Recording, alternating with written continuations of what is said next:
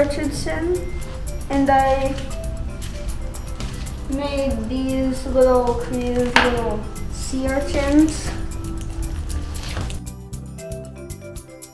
This one is like literally patterned, like these two are across from each other, these two are across from each other, these three are all across from each other, these two are across from each other, everything's across from each other, and it looks like a mess, but it's actually a pattern. This one has one golden eye and one red eye and a bunch of pinprick spines. And this one is basically this one is like a path of spines with these little like smaller spines on the back and 2 eyes. He is not fish, he is a person. I named him Prisma. This is a purple top hat, he has 2 eyes and he has this neck thing. I made him look fancy. This right here was one of my projects. It's a sea monster. This one is about not littering. This one's about to stop littering in fish's homes. This is a train. This is an old train car thrown out in the sea to make a home. Thrown out in the sea to make a home for the fishes that have lost coral reefs. It's very nice, and these are 2 sea urchins I made.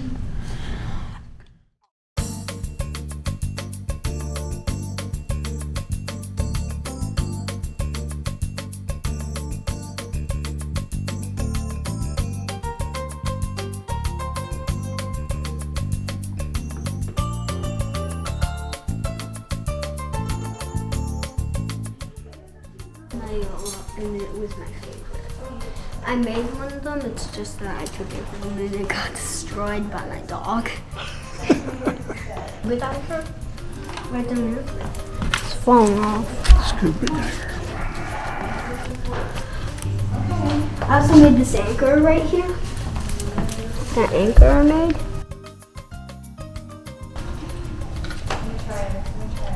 I didn't even make it.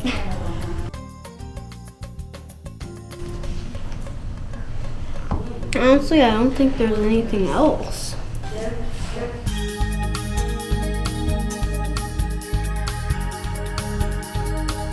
It's a flightless cormorant.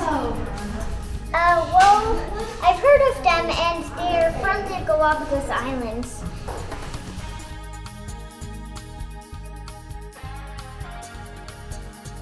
Mom decided to put it up here because it was above the water.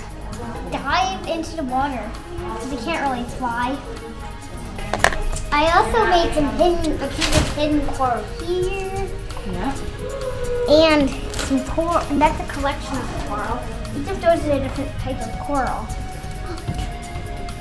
And this is another piece of hidden coral. And this one's another piece. And so is this one.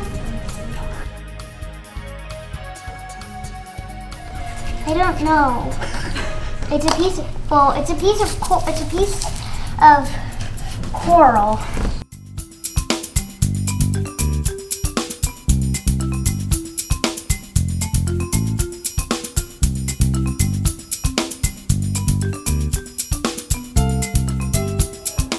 Chris and I, this was a collaborative project. She likes to say that it was all my idea, but it wasn't. Chris and I came up with it together, and with the theme of, what is it, under the oceans of possibilities. So we thought about how we could do something like a collaborative art piece that would relate to oceans of possibilities. And we thought of using recycled materials as a way to talk about, how recycling is a good part of making sure that the oceans are clean and trying to get the trash out of the ocean, and things like that. Sort of took on its own thing. Every time kids would come and add more pieces to it, it just grew and grew. It started off just as cardboard boxes, and now it's this.